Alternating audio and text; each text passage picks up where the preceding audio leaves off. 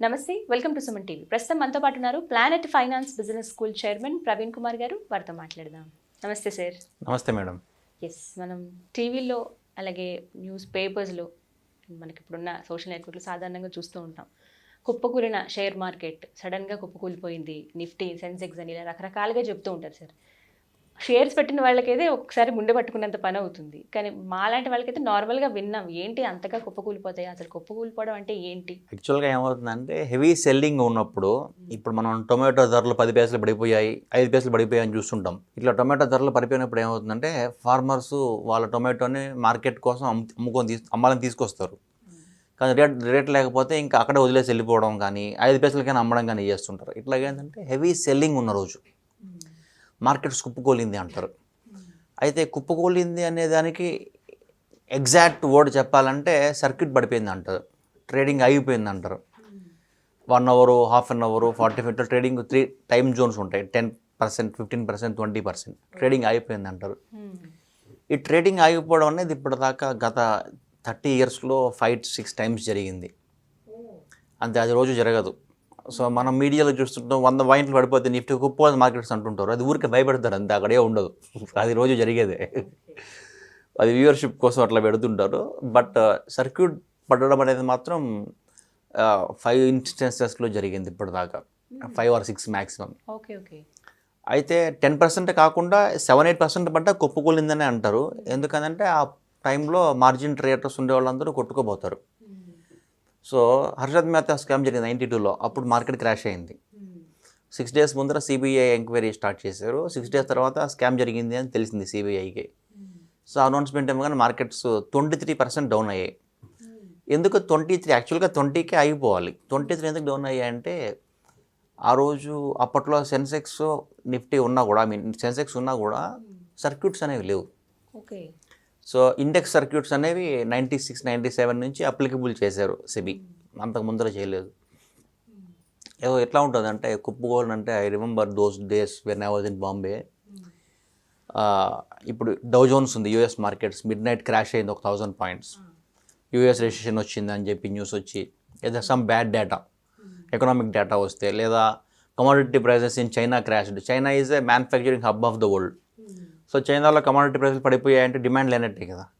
ఇట్లాంటి న్యూస్ ఏదైనా వచ్చినా గ్లోబల్ మార్కెట్స్ కుప్పకూలుతాయి.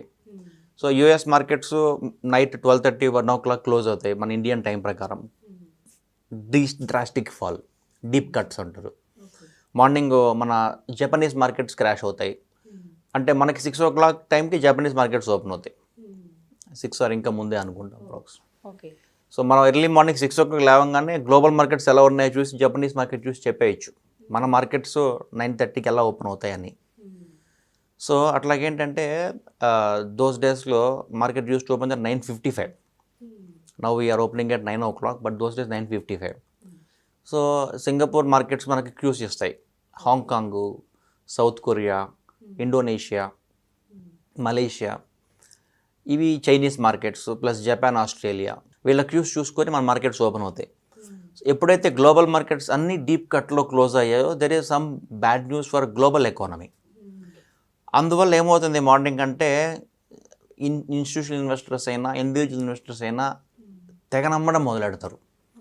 అంటే నిన్నటి closing price of the stock 100 ఉంటే ఈరోజు 70కైనా ముందు అమ్మాయి 70 వచ్చిన పర్వాలేదు, మళ్ళీ కొనుక్కోవచ్చు, లేదా I'm okay with loss of 30% అని. ఈ హెవీ మ్యాసివ్ సెల్లింగ్ అప్పుడు మార్కెట్స్ క్రాష్ అవుతాయి, ఎస్పెషల్లీ ఇండెక్స్ క్రాష్ అయినప్పుడు.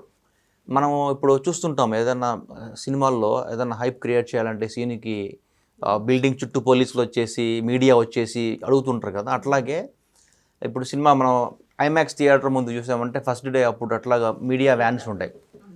సో ఎట్లా ఉంది అట్లాగేంటంటే బీఎస్సీ ముందర అన్ని మీడియా హౌసెస్ వాళ్ళు వ్యాన్స్ వచ్చేసి వాళ్ళు రెడీగా ఉంటారు, లోపలికి వెళ్ళాలని అడుగుతుంటారు, మార్కెట్స్ ఏమవుతుంది ఈరోజు, మీ వ్యూ ఏంటి, మీరు ఎంత ఇన్వెస్ట్ చేశారు అని చెప్పి బ్యాక్గ్రౌండ్లో మన బీఎస్సీ బిల్డింగ్ చూపిస్తూ వాళ్ళు మైక్ పట్టుకొని అరుస్తూ ఉంటారు. Whole Bombay will be on red alert. అంటే ఇన్వెస్టర్స్ అందరూ ఎక్కువ ఉండదు అక్కడే. మార్జిన్ ట్రేడర్స్ స్పెక్యులేటర్స్ అందరూ ఉండేది అక్కడే. ప్రతి బిల్డింగ్ పైన ఒక పోలీస్ నిలబడుకుంటాడు. ఎవడన్నా జంప్ చేయాలని బిల్డింగ్ పైకి వస్తే 1 తీసుకెళ్ళి అరెస్ట్ చేసేయడానికి. ప్రతి బిల్డింగ్ చుట్టూ నెట్ ఉంటుంది, సో బై మిస్టేక్ ఎక్కడైనా జంప్ చేసినా సరే ఆ నెట్లో పడతాడని చెప్పి. బికాజ్ ఆ రోజు అనేది చాలా ఘోరమైన రోజు అనమాట. మార్కెట్ చాలా గుండెలు ఆగిపోతాయి, చాలామంది జంప్ కూడా చేస్తారు. బికాజ్ మార్కెట్స్ క్రాష్ అయ్యాయంటే మనం ₹1,00,00,000 పెట్టుంటే ఒక 10 కోట్లు అప్పు తెచ్చి పెట్టుంటాం మార్జిన్ ట్రేడింగ్లో. సో ఆ 10 కోట్లలో 5 కోట్లు ఎగిరిపోయినా డెరివేటివ్స్లో 5 కోట్లు 10 కోట్లు 10 ఎగిరిపోతాయి కూడా డెరివేటివ్స్లో, ఫ్యూచర్స్ అండ్ ఆప్షన్స్లో. సో ఈ 10 కోట్లు పోయి వాడు ఇంకో 10 కోట్లు తేవాలని చెప్పిన ఆశ్చర్యం లేదు. సో ఎక్కడి నుంచి తెస్తాడు ఇంకా. సో అందుకని బిల్డింగ్ పైనకి వెళ్ళి జంప్ చేసేస్తారు. సో బాంబేలో రైల్వే ట్రాక్స్ అన్ని పోలీసులు పహారాలో ఉంటాయి. ప్రతి బిల్డింగ్ దగ్గర పోలీసులు ఉంటారు. మన బ్రిడ్జెస్ ఉంటాయి కదా, సముద్రం ఉంది కదా, బాంబేలో బ్రిడ్జెస్ ఉంటాయి, ఆ బ్రిడ్జ్ల దగ్గర పోలీసులు ఉంటారు. So entire Mumbai will be on the red alert for 1 or 2 days. Okay. అయితే ఇంత ఘోరాతి ఘోరమైన సర్క్యూట్స్, మార్కెట్స్ క్రాష్లు ఎప్పుడు జరిగాయి? ఇది 96లో సర్క్యూట్స్ ఇంట్రొడ్యూస్ చేసింది సెబీ. అయితే ఇంట్రొడ్యూస్ చేసినప్పుడు ఫస్ట్ సర్క్యూట్ పడింది వచ్చేసి 17th May 2004. ఆ రోజు ఏం జరిగిందంటే కాంగ్రెస్ గవర్నమెంట్ ఫామ్ చేశారు. అది పెద్ద బ్యాడ్ న్యూస్ ఏం కాదు. Congress is always institutional friendly, investors friendly. అయితే కమ్యూనిస్టులతో కలిపి ఫామ్ చేశారు. సో కమ్యూనిస్ట్ ఐడియాలజీ ఎలా ఉంటుందంటే ఫారిన్ ఇన్వెస్టర్స్ని అలౌ చేయకూడదు, అన్ని కంపెనీస్లో ప్రైవేట్ ప్లేయర్స్ ఉండకూడదు, అన్ని కంపెనీస్ ఓనర్షిప్ కూడా గవర్నమెంట్ పిఎస్యూస్ ఉండాలి, అందరూ కూడా ఎంప్లాయీస్ కింద ఉండాలి కానీ ఎంటర్ప్రినర్స్ ఎవరు అవ్వకూడదు అనే విధంగా కమ్యూనిస్ట్ ఐడియాలజీ ఉంటుంది. అంటే generally what I heard. So అప్పుడు సీతారాం యేచూరి గారు ఏం చెప్పారంటే కమ్యూనిస్ట్ లీడర్, వాళ్ళకి 60 seats వచ్చాయి 2004లో. అప్పుడు ఏం జరిగింది, సోనియా గాంధీ గారు పిఎం అవ్వాలి, లేదా 140 seats వచ్చాయి, బీజేపీ 140 seats వచ్చాయి, 272 మెజారిటీ కావాలి. అయితే చాలా మిగతా పార్టీలు ఎస్పీ, బీఎస్పీ వీళ్ళందరూ కూడా బీజేపీ పార్టీకి సపోర్ట్ ఇవ్వకూడదు, మనము మతతత్వ పార్టీ అని ట్యాగ్ ఉంది కాబట్టి కాంగ్రెస్ సపోర్ట్ ఇస్తామని చెప్పారు. కమ్యూనిస్టులు కాంగ్రెస్ సపోర్ట్ ఇస్తామని చెప్పారు. అయితే ఏమైంది, ఎప్పుడైతే కమ్యూనిస్ట్ కాంగ్రెస్ సపోర్ట్ ఇస్తా ఉన్నారో వాళ్ళు కండిషన్స్ పెట్టారు. అతను పబ్లిక్ మీటింగ్లోనే చెప్పారు అనమాట, మీడియా కాన్ఫరెన్స్లో చెప్పారు, we will not allow privatisation as an ideology అని. సో 91 నుంచి పివి నరసింహారావు గారు రిఫార్మ్స్ కంటిన్యూ చేశారు. తర్వాత 96 తర్వాత మన వాజ్పేయి గారు కంటిన్యూ చేశారు. అయితే ఎప్పుడైతే 2004లో ఈ గవర్నమెంట్ ఫామ్ అయిందో ఇంకా ఫియర్ స్టార్ట్ అయింది ఇన్వెస్టర్స్లో. అసలు ఈ రిఫార్మ్స్ కంటిన్యూ చేస్తారా లేరా, ఇంకా ఎకానమీ ఇంకా మళ్ళీ 91 కంటే ముందర ఉన్న బ్యాడ్ డేస్కి వెళ్ళిపోతుందా అని ఫియర్ స్టార్ట్ అయ్యి వెంటనే ఇన్వెస్టర్స్ అమ్మడం మొదలెట్టారు. ఓకే. 11 o'clock 12 o'clockకి హెవీ ప్యానిక్ సెల్లింగ్ జరిగి 10% ఒక సర్క్యూట్ పడింది, 15% ఇంకో సర్క్యూట్ పడింది. సో కొంతమంది అంటారు, ఈవెన్ ఐఎమ్ నాట్ షూర్, ఆ ప్రెషర్లో గవర్నమెంట్ రన్ చేయడం ఈజీ టాస్క్ కాదు. So unless you have a great economic background, communist సపోర్ట్తో ఎకానమీని డెవలప్ చేయాలన్నంత కాన్ఫిడెన్స్ కావాలంటే you must be economist.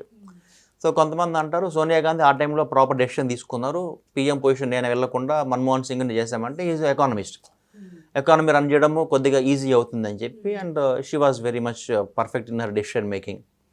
So 2004 నుంచి కూడా 2009 వరకు గ్లోబల్ బూమ్ స్టార్ట్ అయింది, ఇండియన్ ఎకానమీ కూడా మంచి బూమ్ రన్ అయింది అనమాట. So this was the first circuit happened in 2004. ఇది కాకుండా ఇంకొక 3-4 సర్క్యూట్స్ జరిగాయి, దాని వీడియోలో మనం చూద్దాం. సో ఇలాంటి సిచ్యువేషన్స్ గతంలో కూడా చాలా జరిగాయి అన్నమాట. Yeah. Right, thank you so much sir, చాలా క్లియర్గా చెప్పారు. నమస్తే. చూసారు కదా, ఇది వాళ్ళ వీడియో. ఈ వీడియో కనుక మీకు నచ్చినట్టయితే లైక్ చేయండి, షేర్ చేయండి, కామెంట్ చేయండి, మా ఛానల్ను సబ్స్క్రైబ్ చేసుకోండి.